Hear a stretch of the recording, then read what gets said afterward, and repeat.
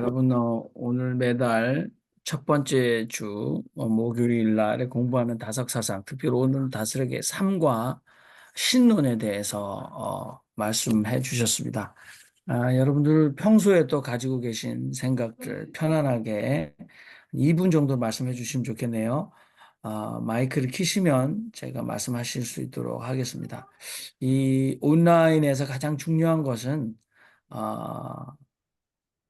이야기를 독점하지 않는 겁니다. 그리고 저희 모임은 특별히 함께 나누는 것입니다. 그래서 너무 지나치게 설명하는 듯 가르치는 말씀을 오래 하시면 특별히 이게 이제 대면 모임이 아니기 때문에 약간 그 젊으신 분들한테는 상당히 아, 온라인적 피로감이 몰려옵니다. 집중이 잘 안 된다는 거죠. 오늘 아마 윤정현 신부님을 익히 아시는 분들께서 새로 오셨습니다. 특히 한서연님 그리고 이화서님 두 분 이렇게 새로 오셔서 너무 감사하고요. 또 지난번에 오셨던 대레사님, 그죠? 또 부산의 대레사님 오셨습니다. 저 오늘 다섯의 생애, 다섯의 삶, 네, 수도의 삶, 수행정진의 삶, 네, 그리고 심층 신앙을 통해서 하나님과 깊게 교류하셨던 분으로서, 어, 특별히, 어, 제도적 신학교에서 신학교육을 받지 않으신 분께서 우리에게 주시는 교훈이 상당히 많습니다. 여러분, 어떻게 생각하시는지 마이크를 키시면 되겠습니다. 우리 허음 선생님 예, 키셨네요. 예, 허음은 헛소리란 뜻입니다. 저는 그 다섯을 알고서요, 성경에서 해방된 것을 굉장히 기뻐합니다. 그 전에는 하나님을 찾으려면 맨날 성경 가지고 몇 장 몇 절에 어디에 뭐 이렇게 밖에 몰랐거든요. 근데 다섯을 통해서 내가 생각함으로 하나님을 찾아가는 것, 그거를 배우는 것이 저한테는 너무 큰 정말 해방이었고 새 길이었습니다. 네. 네, 아유. 우리가 서양에서 신학을 할 때 굉장히 근본적인 게 성서 신학이라고 하죠. 그래서 구약 신학. 그래서 구약은 사실, 기독교인의 편견된 주장이라고 해서 요즘에는 히브리 성서라고 얘기하고, 이제, 그 다음에, 신약은 사실은, 그리스도 성서, 뭐 이렇게 그리스도교 성서 이렇게 얘기합니다만, 물론, 유대교의 유산입니다. 히브리 성서는. 그리고 그리스도교가 탄생하게 된 신약은 무엇보다도 신약이 굉장히 가장 중요한 경전의 자리에 차지하고 있는데요.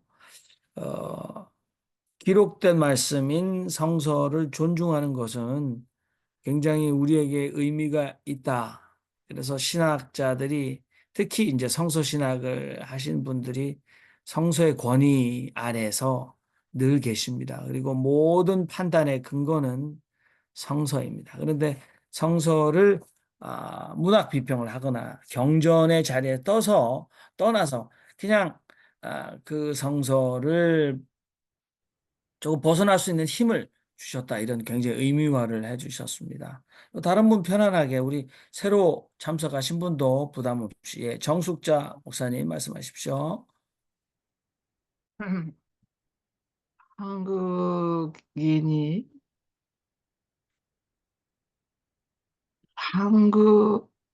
한국인으로서의 신학을 발표한 것을 오늘 처음 들은 같은 느낌입니다. 우리는 지금까지 너무 유명한 외국 신학자 이야기를 많이 들었어요. 그리고 그, 그분들의 그 시대의 삶 자체가 우리들한테 많은 것을 또 가르치기도 했습니다. 그런데 그 많은 교회가 있고, 많은 목사가 있었고, 세계에서 가장 많은 기독교 교인이 있는 거 아닌가 하는 정도의 기독교인이 많은데,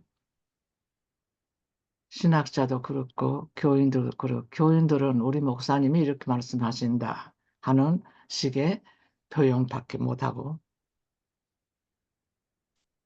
교수님들은 신학자 누구누구는 이렇다 하는 이야기밖에 안 하신 것 같고, 그런데 오늘 다섯 선생님의 소위 자기 인생, 제가 이런 말을 해도 괜찮은지 모르겠다. 한국의 진정한 성서가 오늘의 말씀 속에 있는 거 아닌가. 다섯의 이야기가 한국의 성서로 첫 것이라고 말을 해도 괜찮은 것인가. 제가, 제가 오늘 느낀 솔직한 심정입니다. 우리 요손신학을 하면서요, 우리들의 이야기 속에서 우리들의 이야기를 고백함으로써 거기에서 하나님은 이런 분이다 하는 것으로 신학화시키자. 그래서 요손신학은 우리의 인생 경험 없이 그냥 얘기하는 것은 우리가 요손신학으로 이 신학이다 하지 말자. 뭐냐면 이런 스스로의 결심을 가졌었어요. 그런데 제대로 못하고 저는 성서를 재해석하는 것으로밖에 못했습니다. 솔직히 말씀드립니다. 자기가 내가 믿는 하나님은 이런 분이다 하는 것을 내 삶 속에서 고백을 왜 못했을까 하는 후회를 지금 하고 있습니다. 제 심정을 지금 말씀드립니다. 네, 정수정 목사님 감사합니다. 또 다른 의미화는 다석이야말로 최초의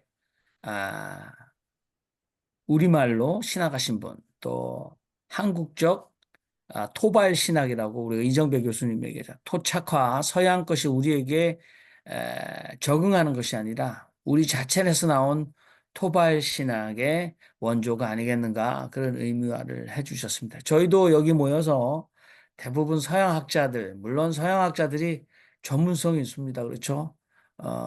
뭐 살림살이 먹고 사는 문제 그거 없이 평생 연구에만 매진할 수 있는 전문 인력들이 많았죠.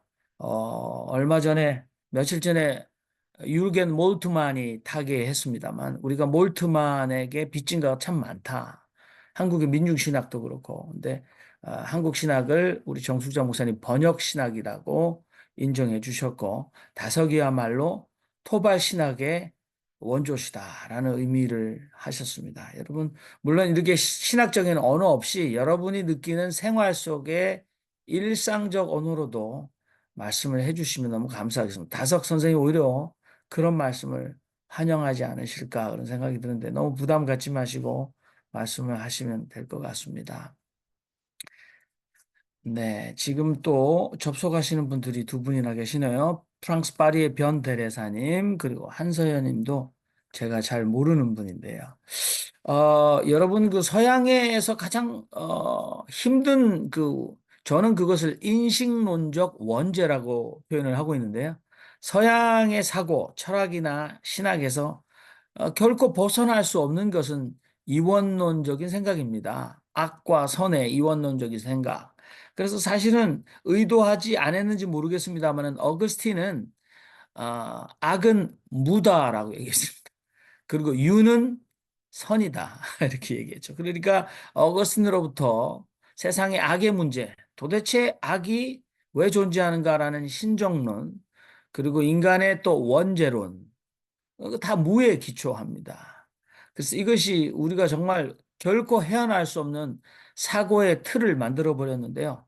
다석 선생님이야말로 시원하게 이 없이 계시니, 예, 하나님의 무국되심.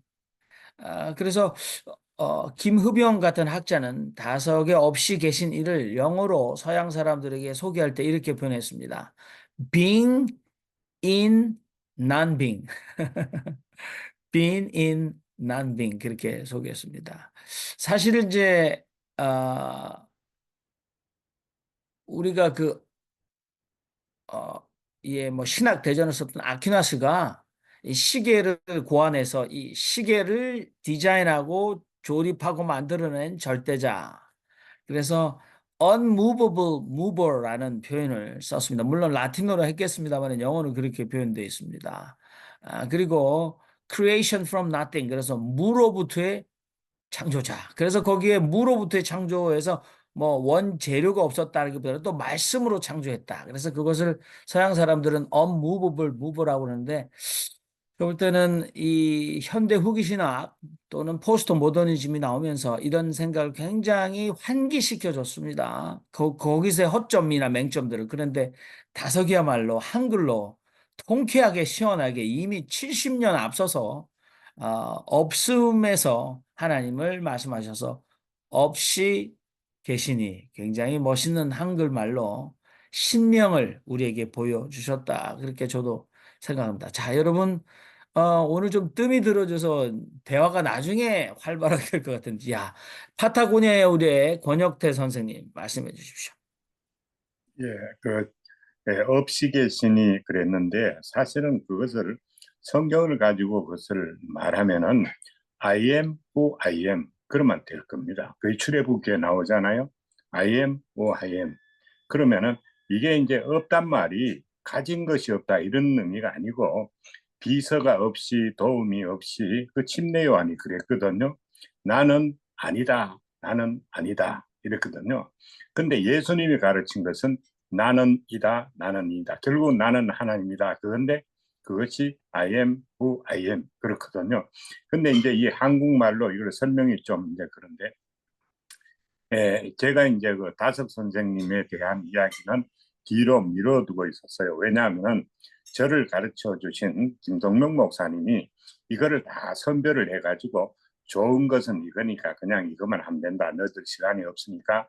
그래서 다석 선생님에 대해서, 함석헌 선생님에 대해서, 김교진 선생님에 대해서 이제 그 배경이 비슷해요. 이제 김동영 목사님은 숭동교회를 다니셨고 이제 다석은 이제 연동교를 다녀요. 그러니까 그 배경 속에 오시는 분들이 일본에서 이제 다 그 오치마라 간조의 그 영향을 받고 그 다음에 이제 김동영 목사님 같은 경우는 야나이아라 다다오의 그 영향을 받고 내가 해보니까 이게 좋으니까 다석이 따라가고 함석헌 선생님이 따라가고 김종인이 따라간 우치무라 간조하지 말고 너희들은 하려면은 이제 야나이아라 다다오를 따라가면 된다. 이래서 그걸 밀어뒀는데 오늘은 우리 현신부님 덕택에 다석에 대해서 그 밀어뒀던 것을 쭉 공부를 하면 되는데 그래도 저는요 성경신학을 해야 된다. 성경 중심으로 해야 된다.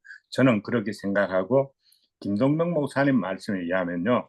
한국 분들이 뭐 좀 한다고 해도 역시 미국에 와서 미국 학자들의 세계를 보니까 한국 분들은 아직도 많이 부족하다.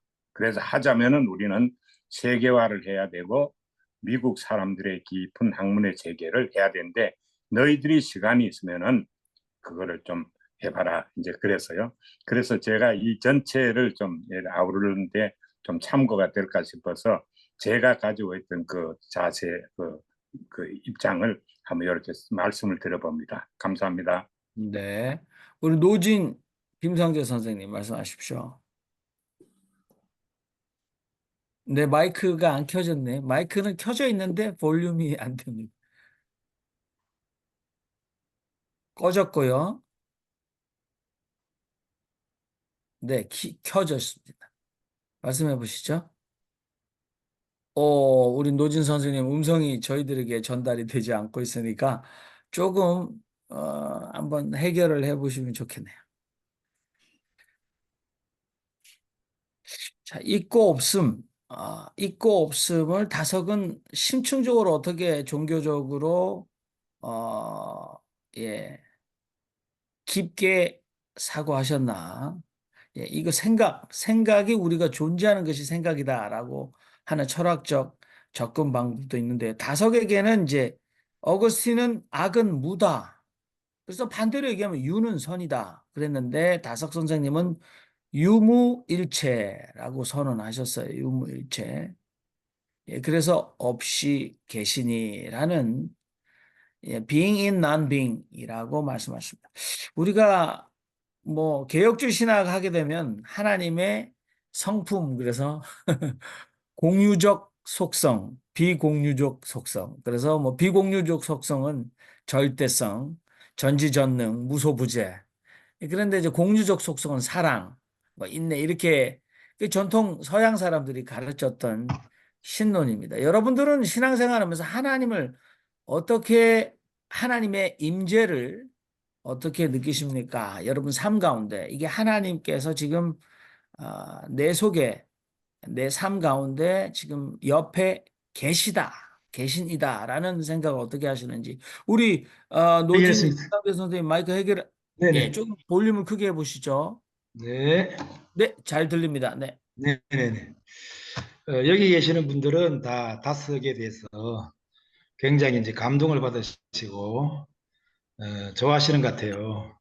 근데 뭐 솔직히 말씀드리면 저는 사실 아직까지도 너무 낯설고, 어, 이제 마음에 전혀 안 와닿거든요. 그래서 그러니까 이제 와서 가끔 듣고 하는데 도움이 됩니다. 그리고 그의 사상이나 철학이 어필되는 부분이 있다고 느껴지는 한데 저는 개인적으로 별로 와닿지가 않아요.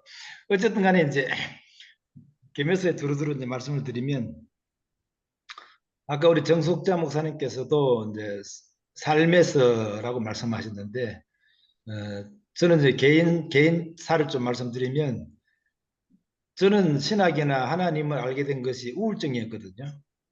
우울증이라고 하는 그 마음 에고의 파산 상태 거기서 이제 시작했는데 제가 이해하기로는 이제 신학을 이해하는 입구가 어거스틴도 그렇고 비슷하고 그런 심리적 우울증 상태에서 어, 신학적 사고로 전환하면서 구원을 찾고 신학 입구로 들어간 거를 이렇게 이해하고 또 여러 가지 뭐 바울도 그렇고 여러 가지 뭐 그런 측면 그렇고 아까 이제 서구의 신학에 대해서 말씀하셨는데 저는 그 서구의 신학이 나름대로 주류가 되고 표준이 된 것은 인정하든 인정하지 않든 그런 인간의 상실의 조건과 관계있다고 보거든요. 인간의 상실. 그 인간의 상실에 대한 응답이 바로 그 신학이라는 것이고 그 신학이 강한 어떤 그 전복적 사고가 있잖아요. 그래서 그런 측면에서는 특히 유럽인들에게 그게 상당히 이제 자기들의 에고 상태가 비슷하니까 맞아떨어지니까 맞고 또 비유럽인은 하더라도 그런 상실이 인간의 보편적인 조건이라고 믿는 편이라면은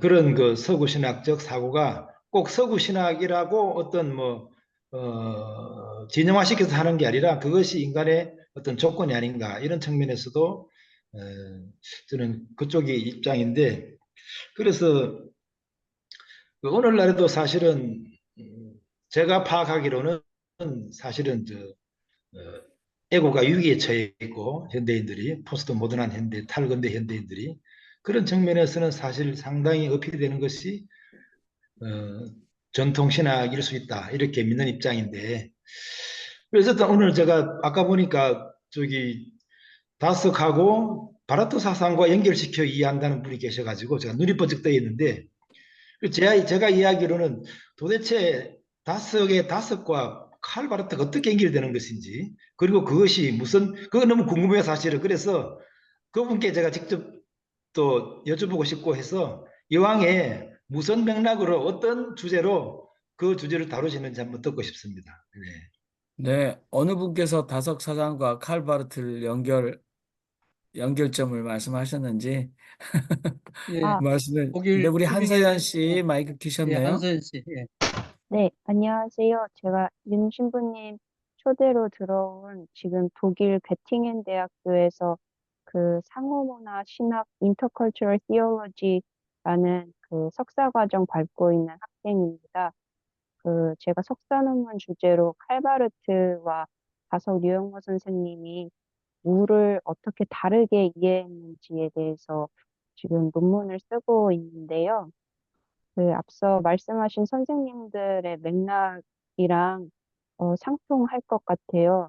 왜냐하면 칼바르트는 이제 정영민 선생님께서 계속 설명해 주신 것처럼 어거스틴의 영향도 많이 받았고 서구의 신학과 철학의 영향을 많이 받아서 모를 악의 근원이자 그 악한 힘의 원천 그리고 인간의 죄의 근원이라고 보는데 특히나 창세기 1장 2절에 땅이 혼돈하고 공허하며 그 부분을 무, 악의 근원으로서의 무가 여기 바로 나타나 있다라고 말할 정도로 무에 대해서 어, 그 하나님의 부재이기 때문에 그 존재 철학의 근원을 이렇게 기본을 둬서 무를 굉장히 부정적으로 평가를 하는데요.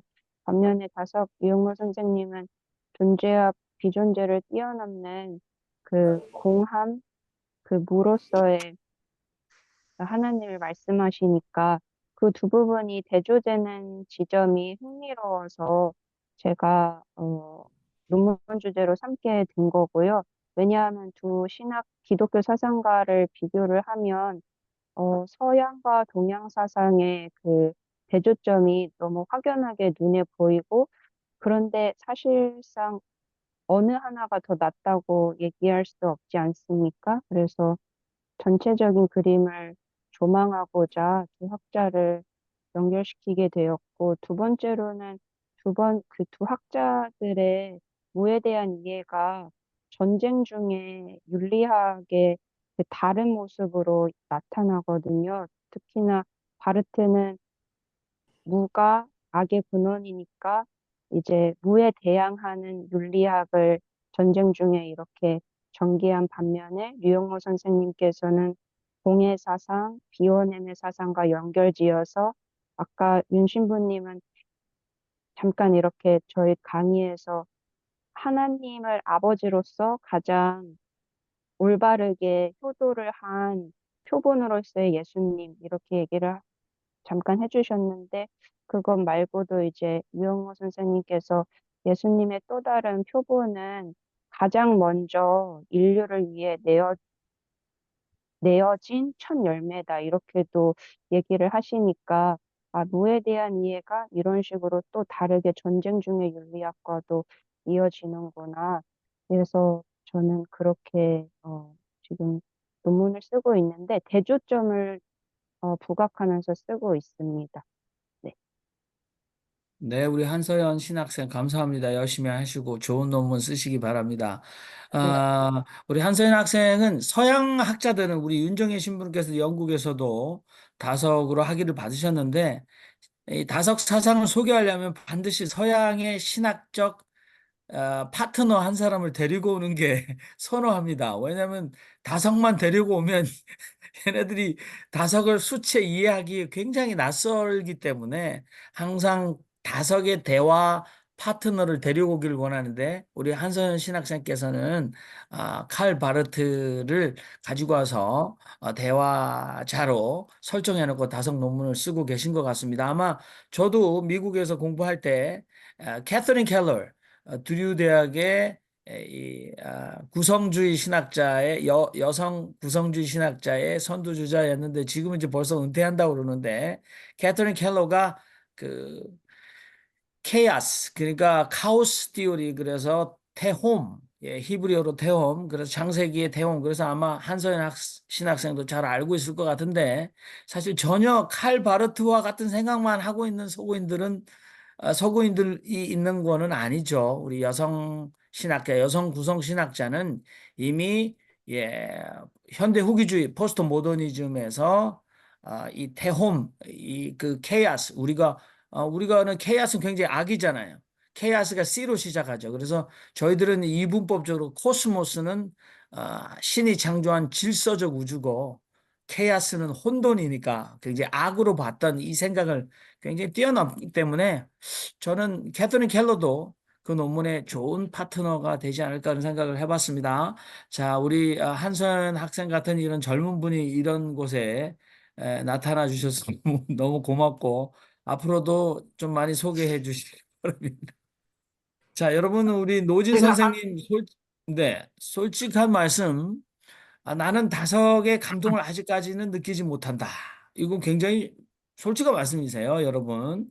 그래서 한마디 더 여러분, 하고 싶은 네, 우리 정승장 목사님 말씀하십시오. 그 음?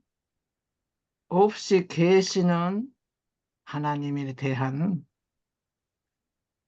해석을요.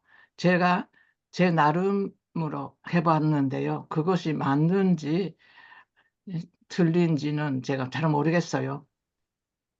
왜 그러냐면은 생각하는 주체는 다섯 다섯 선생님이 자기였고 저는 제 자신이고 모든 각자가 내가 생각하는 것으로 도용할 수밖에 없는 것이 우리 입에서 나오는 것이 신학, 하나님으로 얘기하면 신학이 되는 것이고 세상의 모든 상황을 얘기하면서 정의냐 악이냐 그것도 내가 생각하는 것 이거는 정의라고 생각하니까 이것이 정의고 이거는 정의가 아닐 것 같다. 이렇게 얘기가 할 수 있는 것은 그 모든 표현의 주체가 나인데 어떤 때는 내 속에 하나님 안 계시는 것 같이 느낄 때는 하나님이 안 계신다 할 수도 있는 것이고 그렇지만은 살아보니까 꼭 하나님은 계셔야 하고 특히 예수와 같은 인물을 통해서 우리가 배운 하나님이라면 그분이야말로 항상 계셔야 한다. 그렇기 때문에 나는 하나님을 믿을 수밖에 없다. 그거야 당연히 계시는 하나님이죠. 다석 선생님 속에서 우리가 들어가지 못했어요. 왜 그런 표현을 하셨는가 하고 묻고 싶어도 지금은 답이 없습니다. 근데 제가 느끼는 답이 얼마나 하나님이 계시는지 안 계시는지를 고민을 하셨으면은 저는 솔직히 처음부터 제 어머니 입에서 하나님의 성소 얘기를 듣고 하나님을 처음부터 믿어버렸던 사람이기 때문에 하나님이 안 계신다는 생각이 없어요. 근데 제 언니가 3살 위에 언니가 있는데요. 똑같이 우리는 어머니가 우리를 앉혀놓고 가르쳤는데도 뭐 밑에 동생들은 빼놓고 언니하고 쟤하고요. 언니는 지금까지도 하나님이 안 계신다고 생각을 하는 거예요. 못 믿겠다는 겁니다. 똑같은 어머니 입에서 들었어도 언니의 마음속에는 하나님은 안 계시는 거예요. 그리고 제 마음속에는 하나님이 계시는 거고요. 마치 저는 복 받는 것 같고 제 언니는 복을 못 받는 것 같이 생각해버리는 기독교 때문에 언니는 조금 불행한 사람이 돼가고 그렇게 되는 거고 저는 복 받는 사람으로 되는 거고 이것이 기독교라면은 그거는 아니지 않겠는가. 그렇다면은 다섯 선생님이 계시기도 하고 안 계시기도 하는 그 하나님 응? 그 양쪽을 함께 응? 자기 속에서 가르침을 느껴서 고백을 했던 것이라면 오히려 그 하나님은 양쪽이 다 맞는 거 아닌가 이런 생각을 해봤습니다. 우리 네. 연 목사님 답변 주세요. 네네.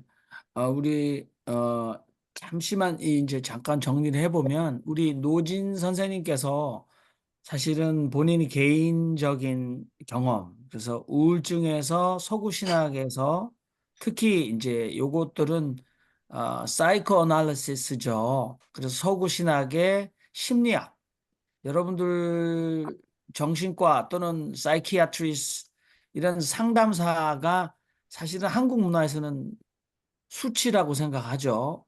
그런데 서구에서는 이 근본적인 약물로 이게 치유도 합니다. 그런데 사실 인생에 굉장히 깊은 정신적 문제, 눈으로 잘 상처가 또는 함몰되거나 파괴된 그 외과가 아니라 그게 보이지 않는 것에 대해서 사이키아트리스트에 10년, 20년 가지 않습니까? 제가 조직신학을 배웠던 교수는 하나님은 사이키아트리스트라고 고백했어요. 이분이 이혼을 3번 하셨거든요.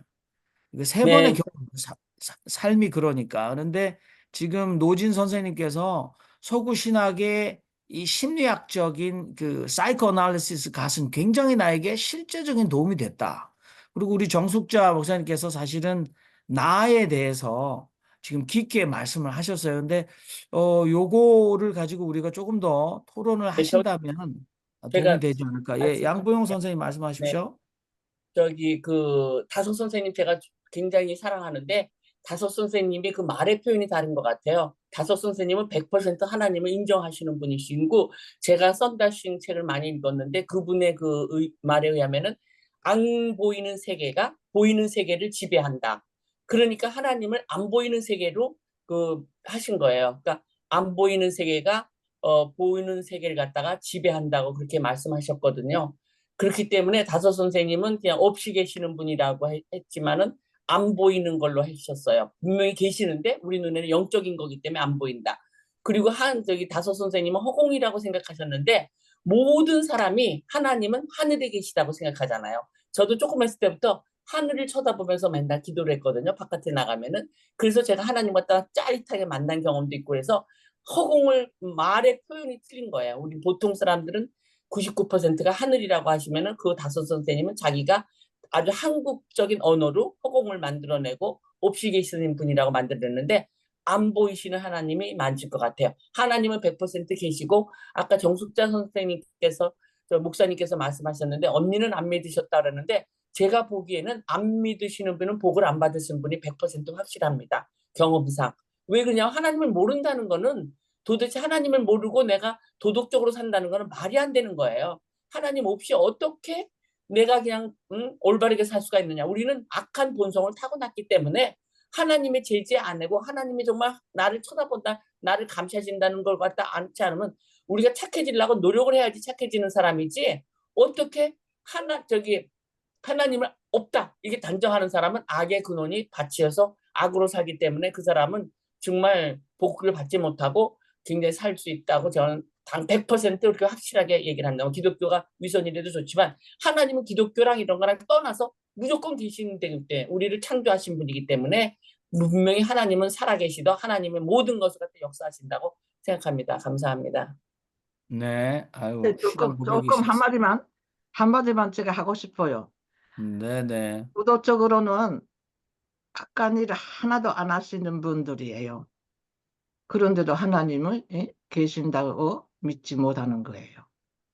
그것은 제 생각에는 그분들이 다 우리 기독교가 죄인으로 그냥 구분해 버리는 것은요. 너무 그거는 기독교 자체가 오히려 죄로 지었고 있는 것이라고 저는 얘기하고 싶어요. 네, 감사합니다. 우리, 이어지는 것 같아요. 그래서 브리즈번의 김웅재 선생님 말씀하시고, 차 데레사 선생님 아까 자꾸 말씀 계셨는데, 우리, 김웅재 신부님 말씀하시기 바랍니다. 예, 괜찮습니다. 감사합니다.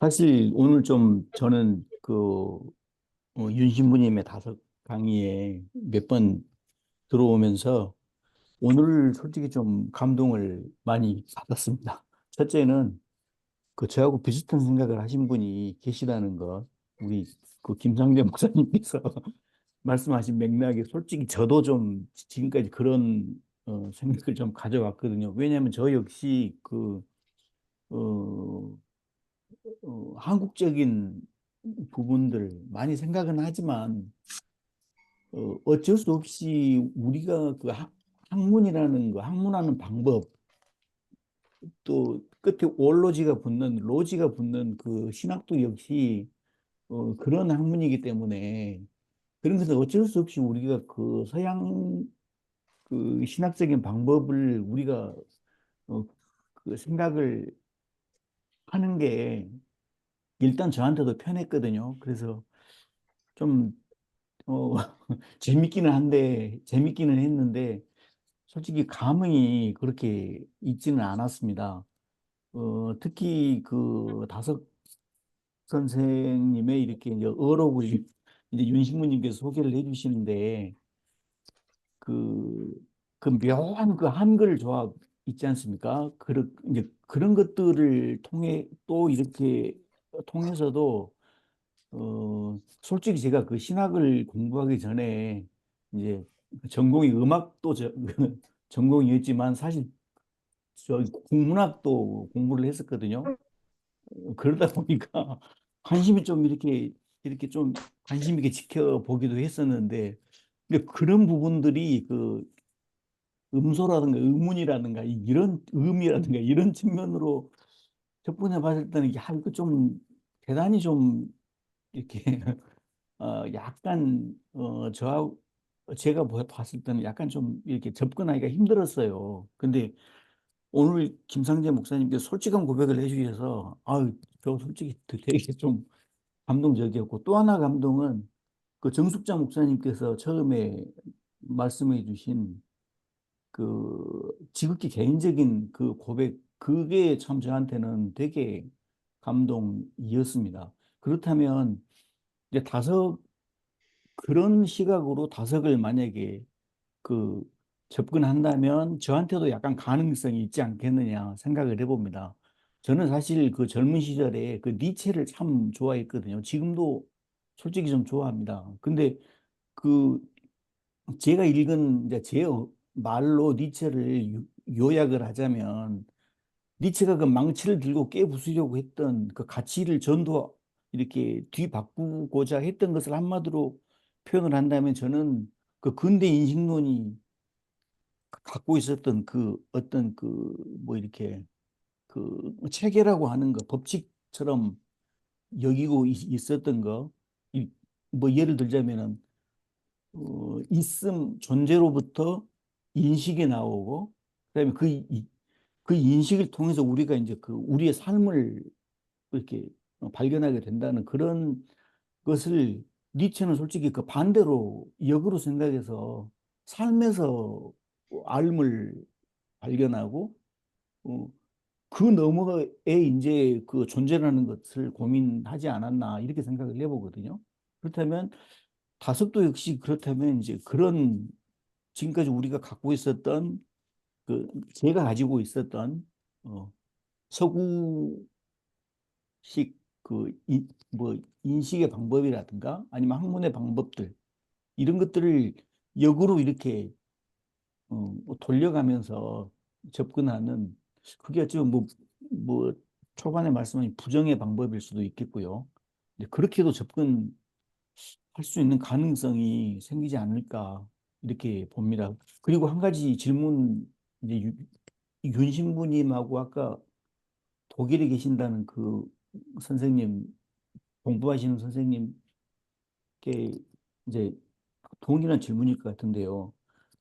그렇다면 그 저기 윤신부님이 영국에서 공부하실 때나 아니면 그 지금 독일에 계신 그 선생님이 그 논문 준비하시면서 다석을 이야기를 할 때 그 뭐 다석은 어떻게 분류가 됩니까? 티올로지안으로 분류가 됩니까? 철학자로 분류가 됩니까? 그 부분이 저는 좀 궁금합니다. 네. 답변하실 수 있는 분들은 답변을 좀 해주셨으면 좋겠어요. 사실은 제가 볼 때는 뭐 톨스토이를 우리가 신학자로 보겠느냐. 그러나 톨스토이의 요약 복음집이라든지 아니면 톨스토이 말년에 썼던 그 황금률에 관한 책은 충분히 신학책이라고 해도 과언이 아니지 않을까 그런 생각하는데요. 다석은 제가 볼 때는 종교 철학자로 어, 가시는 것 같아요. 윤정혜 신부는 어떻게 보시는지 답변을 즉답을 해주셔도 좋을 것 같은데요. 나중에 또 정리하시더라도 짧게 말씀하셔도 좋을 것 같아요. 윤정혜 신부님? 네. 예, 제가 이제 파이브 할 때도 어떻게 일기를 가지고 신화가 할 수 있느냐, 이제 첫 번째 질문이었고, 그 다음에 신학 공부하지 않은 분인데 어떻게 이게 논문에 소재로 쓰느냐, 그런 질문이었어요. 상당히 당황했었는데, 제가 이제 날마다 한 생각, 간디는 날마다 한 생각을 써서 세계 사람이 그래도 사상가로 인정하고 인도 철학가로 생각하듯이 다섯도 일지가 그냥 일기가 아니라 매일 한 생각을 낳고 자기가 생각한 거를 정리한 책이기 때문에 하나의 사상적인 그런 의미가 있는 일지다. 다섯이나 간디나 비슷한 류의 책을 낸 거라고 본다. 그래서 저는 이제 사상가, 종교 사상가, 간디와 같은 그런 분으로 생각합니다. 네, 아유, 감사합니다. 구독과 좋아요 잊지 않으셨죠?